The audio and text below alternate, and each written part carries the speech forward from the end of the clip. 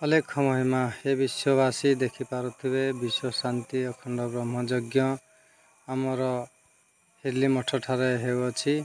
ଆସନ୍ତୁ ବୁଲି ଦେଖିବା କେଉଁପରି ଭାବରେ ସାଜସଜା ହୋଇଅଛି। ଅତି ସୁନ୍ଦରମୟ ଭାବରେ ଦେଖିପାରୁଥିବେ ଆପଣମାନେ ଭକ୍ତମାନଙ୍କର ସମାଗମ ଭିଡ଼ ମାତ୍ରାରେ ଲାଗିଅଛି।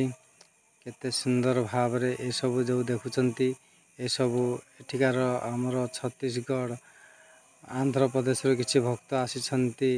ଆମର ନବରଙ୍ଗପୁର ଜିଲ୍ଲାର ଭକ୍ତମାନେ ବି ଆସିଛନ୍ତି। ଏପଟେ ଉମରକୋଟ ସାଇଡ଼ର ଭକ୍ତମାନେ ବି ଆସିଛନ୍ତି।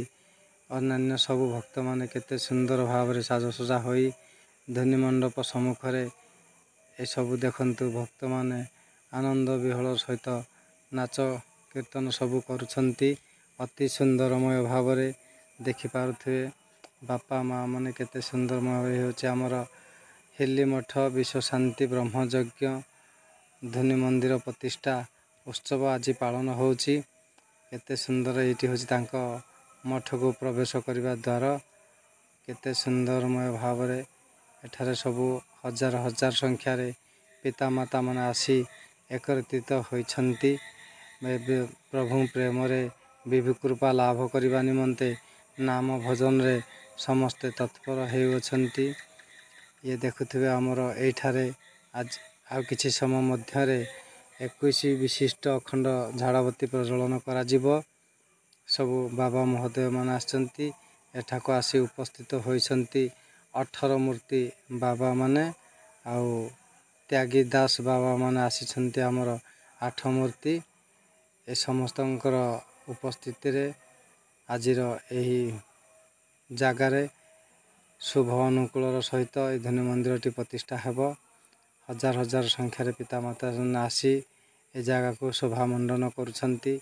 ଅତି ସୌନ୍ଦର୍ଯ୍ୟ ଭାବରେ ଆମର ମଠାଧାରୀ ମହନ୍ତ ଇଏ ଦେଖୁଥିବେ ଆମର ଶ୍ରୀମଦ୍ ଆଦିକନ୍ଦ ବାବା ମହୋଦୟ ଅଗ୍ନିକୁଣ୍ଡରେ ଭକ୍ତମାନଙ୍କର ମଙ୍ଗଳ ନିମନ୍ତେ ଜଗତର ମଙ୍ଗଳ ନିମନ୍ତେ ଭକ୍ତ ବାପା ଜଣେ ଆସିଦେଲେ ନାରକେଳ ଅର୍ପଣ କରି ଜଗତର ମଙ୍ଗଳ ନିମନ୍ତେ ଗୁରୁଙ୍କ ପାଖରେ ପ୍ରାର୍ଥନା କରୁଛନ୍ତି।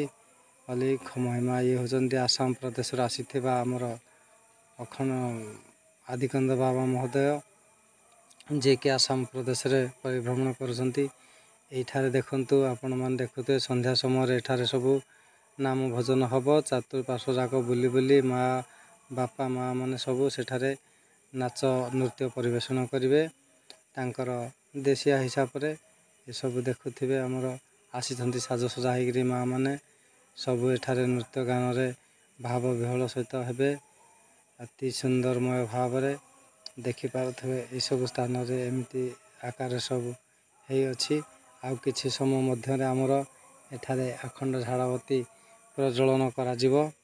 ତାହାକୁ ବି ଆମେ ସବୁ ଦେଖିବା। କେତେ ସୌନ୍ଦର୍ଯ୍ୟମୟ ହୋଇଛି। ଅଲେଖ ମହିମା ଅଲେଖ ମହିମା ଇଏ ଦେଖୁଥିବେ ତାଙ୍କର ଦକ୍ଷିଣା କାଉଣ୍ଟର ଏଠି 3ଟି କାଉଣ୍ଟର ଅଛି। ଏ 3ଟି କାଉଣ୍ଟର ସାମ୍ନାରେ ହେଉଛି 2 ନମ୍ବର କାଉଣ୍ଟର ଯେଉଁଠାରେ ଆମର ଦେଖୁଥିବେ ପାଖରେ ବସିଛନ୍ତି ଆମର ବନମାଳୀ ବାବା ମହୋଦୟ। ତାଙ୍କ ପାଖରେ ବସିଛନ୍ତି ଆମର ହେଉଛନ୍ତି ଦୟାନିଧି ଦାସ ଏବଂ କାଉଣ୍ଟରର ଦାୟିତ୍ୱ ଭାରରେ ସମ୍ଭାଳିଛନ୍ତି ଆମର ଦେଖୁଥିବେ ଇଏ ହେଉଛନ୍ତି ପର୍ଶୁ ବାପା ଯିଏ ଡାବୁଗାଁର ଆମର ନାଟଗୁରୁ। ସିଏ ହେଉଛନ୍ତି କମିଟି ମେମ୍ବର। ଏମାନେ ସେଇ କାଉଣ୍ଟରର ଦାୟିତ୍ୱରେ ସମସ୍ତେ ଅଛନ୍ତି। ଦେଖିପାରୁଥିବେ ଏଠାରେ ସବୁ ବାବାମାନଙ୍କର ସବୁ ବସିଛନ୍ତି ଭକ୍ତମାନେ। ଆଉ କିଛି ଏପଟ ସାଇଡ଼ରେ ବି ସବୁ ବସିଛନ୍ତି। ଆଉ କିଛି ସମୟ ମଧ୍ୟରେ ଆମର ଅଖଣ୍ଡ 21 ବିଶିଷ୍ଟ ଝାଡ଼ବତୀ ପ୍ରଜ୍ୱଳନ କରାଯିବ। ଏସବୁ ନିମନ୍ତେ ସମସ୍ତେ ବିଭୁ କୃପା ଲାଭ ନିମନ୍ତେ ଅପେକ୍ଷାରେ ରତ ଅଛନ୍ତି। ବର୍ତ୍ତମାନ ଦେଖନ୍ତୁ ଇଏ ଆସିଗଲେ ଆମର ଶ୍ରୀମଦ୍ କାର୍ତ୍ତିକ ବାବା ଯିଏକି ଡାବୁଗାଁରେ ଆଶ୍ରମ କରିଛନ୍ତି। ସେ ବର୍ତ୍ତମାନ ଦେଖନ୍ତୁ ଅଖଣ୍ଡବତୀକି ଅଖଣ୍ଡବତୀ ଠାରୁ ଧ୍ୱନି ପ୍ରଜ୍ୱଳନ କରି ନେଇଯିବେ 21 ବତୀ ଝାଡ଼ରେ ଲଗାଇବା ନିମନ୍ତେ। ଅତି ସୁନ୍ଦର ଭାବରେ ଦେଖୁଥିବେ ବର୍ତ୍ତମାନ ବାବା ମହୋଦୟ ଆମର ଲଗାଉଛନ୍ତି। ଏଠାରୁ ଧ୍ୱନି ପ୍ରଜ୍ୱଳନ ହୋଇଗଲା। ତାକୁ ବର୍ତ୍ତମାନ ନେଇଯିବେ ଆମର 21 ଝାଡ଼ ବିଶିଷ୍ଟ ନିକଟକୁ। ସେଠାରେ ଆମର ଉପସ୍ଥିତ ଅଛନ୍ତି ଶ୍ରୀମଦ୍ ରଘୁନାଥ ବାବା ମହୋଦୟ ଏଠାରେ ଧୁନିକି ସେ ତଳେ ରଖିଦେଲେ। ବର୍ତ୍ତମାନ ବାବା ଉପରକୁ ଚଢ଼ିବା ପାଇଁ ନିମନ୍ତେ ତାଙ୍କ ପାଇଁ ଏକ ସୁନ୍ଦର ଷ୍ଟିଲ୍ ସିଡ଼ିର ବ୍ୟବସ୍ଥା କରାଯାଇଅଛି। ଦେଖିପାରୁଥିବେ ସୁନ୍ଦର ଭାବରେ ଏ ରଘୁବର ବାବା ବର୍ତ୍ତମାନ ପଛେଇକିରି କେମିତି ସିଡ଼ି ମଧ୍ୟକୁ ଉଠୁଛନ୍ତି। ଏଠାରେ ବର୍ତ୍ତମାନ ତାଙ୍କୁ ଆମର ଶ୍ରୀମଦ୍ କାର୍ତ୍ତିକ ବାବା ମହୋଦୟ ତାଙ୍କୁ ବତୀ ସେ ଅଗ୍ନି ପ୍ରଜ୍ୱଳିତ ଲେଛବା ବଳିତାକୁ ଧରେଇ ଦେଲେ। ତାଙ୍କ ପାଖରେ ଅଛନ୍ତି ଆମର କୋରାପୁଟ ସଭାପତି ବୀଣାକାର ବାବା। ବର୍ତ୍ତମାନ ଆମର ଦେଖୁଥିବେ ଅଖଣ୍ଡ ଝାଡ଼ବତୀରେ ଧୂନି ପ୍ରଜ୍ୱଳନ ଲଗାଇଲେ। ଅଲେଖ ମହିମା ଅଲେଖ ମହିମା ଅଲେଖ ମହିମା। କେତେ ସୌନ୍ଦର୍ଯ୍ୟମୟ ଏ ଦୃଶ୍ୟ, କେତେ ସୁନ୍ଦର ଭାବରେ ଆମର କୌପୁନଧାରୀ ମହିମା ସମାଜର ବାବା ମହୋଦୟ 3-4ଟି ବତୀ ଲଗେଇଲା ପରେ ତାଙ୍କୁ ଦେଇଦେଲେ ଆମର ବୀଣାକାର ବାବାଙ୍କୁ। ସେ ବି ମଧ୍ୟ ଲଗେଇବେ। ଏପଟେ କାର୍ତ୍ତିକ ବାବା ବି ଅତି ସୁନ୍ଦର ଭାବେ ଦେଖୁଥିବେ ସବୁ ବତୀରେ ଅଗ୍ନି ସଂଯୋଗ କରି ସବୁ ବତୀ ଗୁଡ଼ିକୁ ଜଳାଉଛନ୍ତି। ବର୍ତ୍ତମାନ ଦେଖନ୍ତୁ ଆମର ଇଏ ହେଉଛି 21 ବିଶିଷ୍ଟ ଝାଡ଼ବତୀ ଲାଗିଗଲା ଜଗତର ମଙ୍ଗଳ ନିମନ୍ତେ। ରଘୁବର ବାବା ଆମର ପୁଣି ଆହୁତି ଦେଉଛନ୍ତି। ତାଙ୍କ ପାଖରେ ଅଛନ୍ତି ଘୃତ ନେଇ ଛିଡ଼ା ହେଇଛନ୍ତି ଆମର ଖଗେଶ୍ୱର ବାବା ମଧ୍ୟ, ଯିଏକି କାମାକ୍ଷାନଗରରୁ ଆସିଥିଲେ।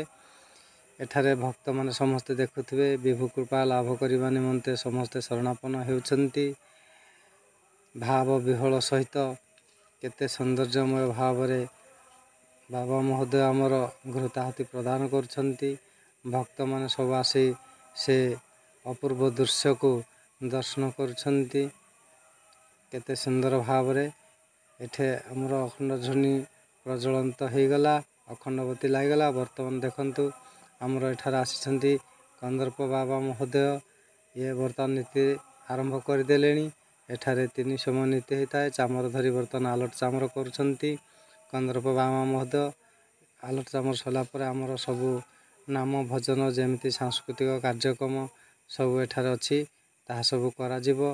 ଦେଖୁଥିବେ କେତେ ସୌନ୍ଦର୍ଯ୍ୟମୟ ଭାବରେ ଆମର ଶ୍ରୀମଦ୍ କନ୍ଦର୍ପ ବାବା ମହୋଦୟ ଆଲଟ ଚାମର ବୁଲୁଛନ୍ତି। ଜଗତର ମଙ୍ଗଳ କଲ୍ୟାଣ ନିମନ୍ତେ ଘୃତାହୁତି ଦେବା ନିମନ୍ତେ ରଘୁନାଥ ବାବା ଆମର ଧୂନିକୁଣ୍ଡ ସମୀପରେ ଆସି ଉପରେ ଉପସ୍ଥିତ ହୋଇଗଲେଣି। ତାକୁ ଅନ୍ୟ ବାବା ହର୍ଷି ବାବା ମହୋଦୟ ଶରଣାପନ୍ନ ହେଉଛନ୍ତି ଏବଂ ଆସିବା ପାଇଁ ସେମାନଙ୍କୁ ଅନୁରୋଧ କରୁଛନ୍ତି ବାବାଙ୍କୁ ଜଗତର ମଙ୍ଗଳ କଲ୍ୟାଣ ନିମନ୍ତେ। ଏ ବର୍ତ୍ତମାନ ଦେଖନ୍ତୁ ସିଡ଼ି ଉପରେ ଉଠି ଆମର କାର୍ତ୍ତିକ ବାବା ମହୋଦୟ ବି ଜଗତର ମଙ୍ଗଳ କଲ୍ୟାଣ ନିମନ୍ତେ ଘୃତାହୁତି ପ୍ରଦାନ କରୁଛନ୍ତି 21 ବିଶିଷ୍ଟ ଅଖଣ୍ଡ ଝାଡ଼ବତୀରେ। ଏ ଦେଖୁଥିବେ 2 ଜଣ ମାତା କେମିତି ଭାବ ବିହ୍ୱଳ ସହିତ ପ୍ରଭୁ ପ୍ରେମରେ ବିନଗ୍ନ ହୋଇ କାହାରି ପ୍ରତି ନଜର ନଥାଇ ନୃତ୍ୟରେ ବ୍ୟସ୍ତ ହୋଇଅଛନ୍ତି। ଦେଖିପାରୁଥିବେ ବର୍ତ୍ତମାନ ଆମର ଅଖଣ୍ଡ ଧ୍ୱନିକି ପ୍ରଣାମ କଲେ ଆମର ଶ୍ରୀମଦ୍ ରଘୁନାଥ ବାବା ଏବଂ ଏଠାରେ ବସି ଜଗତର ମଙ୍ଗଳ କରିବା ନିମନ୍ତେ ବସିବେ। ତାଙ୍କ ପାଖରେ ସବୁ ଦେଖୁଥିବେ ହେଉଛନ୍ତି ଆଦିକନ୍ଦ ବାବା ଆଶ୍ରମରୁ ଆସିଥିଲେ। ଆଉ ସବୁ ହର୍ଷି ବାବା ଇଏ ବି ଆମର କାମାକ୍ଷାନଗର ଅଞ୍ଚଳରୁ ଆସିଥିଲେ। ଜୟସିଂହ ବାବା ଇଏ ହେଉଛନ୍ତି ସୁରେଶ ବାବା ମହୋଦୟ, ଯାହାର କି ଆଶ୍ରମ ଅଛି ଆମର ହେଉଛି ତନୁଜୁଡ଼ା କଙ୍କଡ଼ାହାଡ଼ ଲାଇନରେ। ଏ ଦେଖୁଥିବେ ଆମର ଦେବେନ୍ଦ୍ର ବାବା ମହୋଦୟ ମଧ୍ୟ ଅଛନ୍ତି। ବର୍ତ୍ତମାନ ଦେଖନ୍ତୁ ଦର୍ଶନ କରିବା ନିମନ୍ତେ ଭକ୍ତମାନଙ୍କର ଭିଡ଼ ସବୁ ଲାଗିଗଲାଣି। ସେଠାରେ ସବୁ ନିଜ ନିଜର କଳ୍ପନା କରିଥିବା ନଡ଼ିଆକୁ ସବୁ ବାବାମାନଙ୍କ ହସ୍ତରେ ଦେଉଛନ୍ତି ଏବଂ ପ୍ରଣାମ କରୁଛନ୍ତି। ଆଉ ଜଗତର ମଙ୍ଗଳ କଲ୍ୟାଣ ନିମନ୍ତେ ଏଠି ଦେଖିବା ଆମର ଦେବେନ୍ଦ୍ର ବାବା ମହୋଦୟ ଘୃତାହୁତି ପ୍ରଦାନ କରୁଛନ୍ତି। ତାଙ୍କ ପାଖରେ ଉପସ୍ଥିତ ଅଛନ୍ତି ଆମର ସୁରେଶ ବାବା ମହୋଦୟ। ଏହିପରି ଭାବରେ ବର୍ତ୍ତମାନ ଆମର ଦେଖନ୍ତୁ ଭକ୍ତମାନଙ୍କର ସବୁ ନୃତ୍ୟ ନାଟ ସବୁ ଆରମ୍ଭ ହୋଇଗଲା।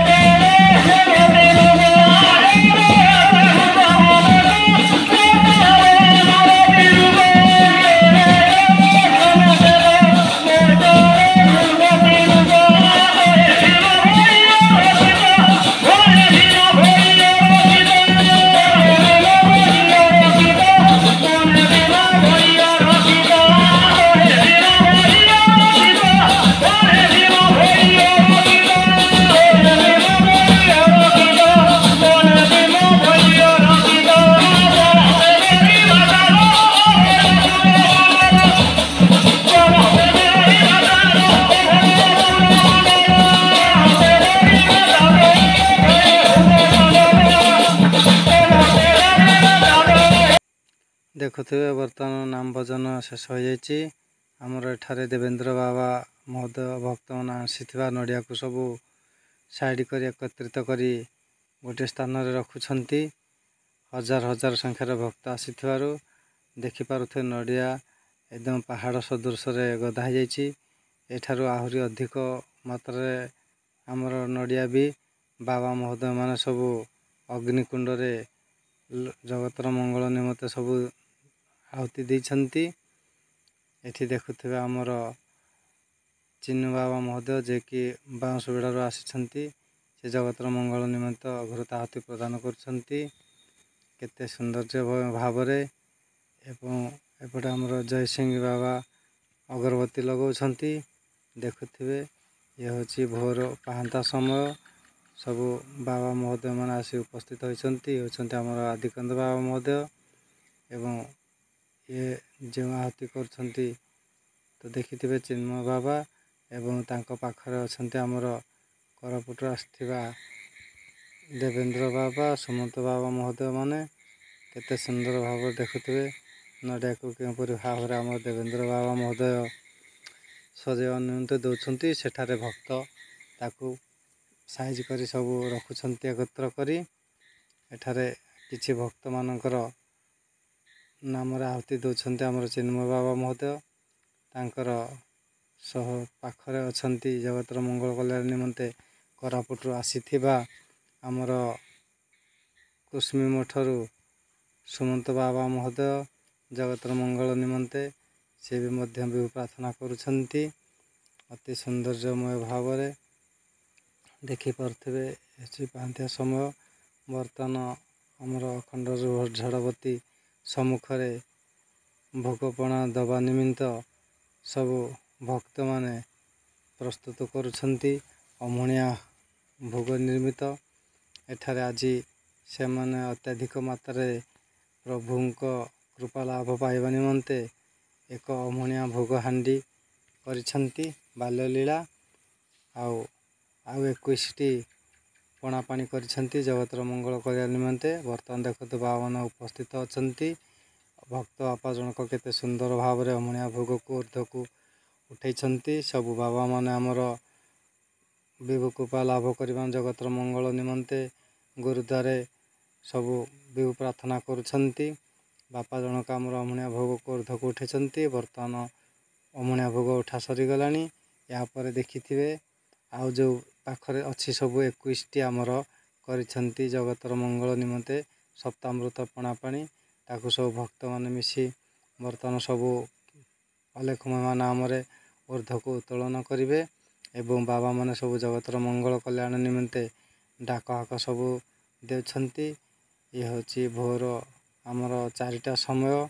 ଦେଖିପାରୁଥିବେ ଅତି ସୌନ୍ଦର୍ଯ୍ୟମୟ ଭାବରେ ଲାଇଟରେ କେତେ ସୁନ୍ଦରମୟ ଭାବରେ ଧ୍ୱନି ମଣ୍ଡପଟି ଝଲସୁଅଛି ଏବଂ ଏସବୁ କାର୍ଯ୍ୟ ଚାଲୁଅଛି। ବାପାମାନେ ସମସ୍ତେ ଉପସ୍ଥିତ ଥାଇ ଏହି ପ୍ରଭୁଙ୍କର ଅତି ସୌନ୍ଦର୍ଯ୍ୟମୟ କାର୍ଯ୍ୟ ଅତି ସୁଚାରୁ ରୂପରେ ହେଉଅଛି। ଦେଖୁଥିବେ ଏଠି ସବୁ ଉପସ୍ଥିତ ଅଛନ୍ତି ସବୁ ସ୍ଥାନୀୟ ପିତା ଆସିଥିବା ଜଗତ ଭଗତ ପିତାମାତାମାନେ ପ୍ରଭୁଙ୍କର ସେ ଅପୂର୍ବ ଦୃଶ୍ୟକୁ ଅପୂର୍ବ ଲୀଳାକୁ ସବୁ ସଚକ୍ଷରେ ଦର୍ଶନ କରୁଛନ୍ତି। ଦେଖିପାରୁଥିବେ ଏସବୁ ବର୍ତ୍ତମାନ 21ଟି ଭୋଗ ଯେଉଁ ଥିଲା ଆମର ସପ୍ତାମୃତ ପଣା ପାଣି ତାହା ସମ୍ପୂର୍ଣ୍ଣ ହୋଇଗଲାଣି ଉଠେଇବା। ବର୍ତ୍ତମାନ ତାକୁ ସବୁ ନେଇ ସବୁ ତାଙ୍କର ଅଛି ପୂର୍ବ ପଶ୍ଚିମ ଉତ୍ତର ଦକ୍ଷିଣ 4 ଦିଗରେ। କେଉଁ ଦିଗରେ ପୂର୍ବ ଦିଗରେ 7ଟି ଦେବାର ତାଙ୍କର ପରିକଳ୍ପନା ଅଛି। ସେହିପରି ଭାବରେ ପଶ୍ଚିମ ଦିଗରେ ମଧ୍ୟ 6ଟି ଅର୍ପଣ କରିବେ। ତାପରେ ଉତ୍ତର ଦିଗରେ ଅର୍ପଣ କରିବେ। ସବୁ ଭକ୍ତମାନେ ନେଇକି ଯାଉଛନ୍ତି। ଦେଖୁଥିବେ ପଣା ପ୍ରସାଦକୁ ତାକୁ ନେଇ ସବୁ ଢାଳି ଦେଇ ଆସିଲା ପରେ ଜାଗାକୁ ସଫାସୁଫି କରିଦେଲେ ଏବଂ ସବୁ ଭକ୍ତମାନେ ଗୁରୁଦ୍ୱାରରେ ବର୍ତ୍ତମାନ ନିଜର ପିଣ୍ଡ ପ୍ରାଣ ଅର୍ପଣ କରି ଗୁରୁଦ୍ୱାରରେ କ୍ଷମା ପ୍ରାର୍ଥନା କରୁଛନ୍ତି। ଭୋଗପଣା ଦେବାରେ ତାଙ୍କର ଯାହା ଦୋଷ ଅପରାଧ ଅଛି ତାଙ୍କ ଦେହ ଜୀବନ ମଙ୍ଗଳ ନିମିତ୍ତ ଗୁରୁଦ୍ୱାରରେ ସମସ୍ତଙ୍କ ଉପସ୍ଥିତରେ ଶରଣମାନ୍ୟ ହେଉଛନ୍ତି ଅଲେଖ ମହିମାଙ୍କ ନାମରେ। ବାବା ମହୋଦୟ ମାନେ ସମସ୍ତେ ଥାଇ ଡାକ ହାକ ଦେଉଛନ୍ତି ଅଲେଖ ମହିମା ଅଲେଖ ମହିମା। ତାପରେ ଦେଖନ୍ତୁ ଆସିଥିବା ସମସ୍ତ ଜଗତ ଭଗତ ପିତାମାତା ମାନେ ସମସ୍ତେ ବିଭୁ କୃପା ଲାଭ କରିବା ନିମନ୍ତେ ପ୍ରଭୁଙ୍କୁ ପ୍ରଣାମ କରୁଛନ୍ତି ଏବଂ ବାବାମାନେ ତାଙ୍କ ନାମରେ ସବୁ ଗୁରୁଦ୍ୱାରେ ଇଏ କରୁଛନ୍ତି। ଆଉ ସମସ୍ତ ଭକ୍ତ ପିତାମାତାମାନେ ଆସି ଆମର ସବୁ ବାବାମାନଙ୍କର ଚରଣ ସ୍ପର୍ଶ କରି ରେଣୁ ପ୍ରାପ୍ତ ହେଉଛନ୍ତି। ଅତି ସୌନ୍ଦର୍ଯ୍ୟମୟ ଭାବରେ ଆପଣମାନେ ଦେଖିଲେ ହିଲି ମଠରେ ହେଇଥିବା ଅଖଣ୍ଡ ଧ୍ୱନି ମନ୍ଦିର ପ୍ରତିଷ୍ଠା ଉତ୍ସବ ସମାପନ ହେଲା।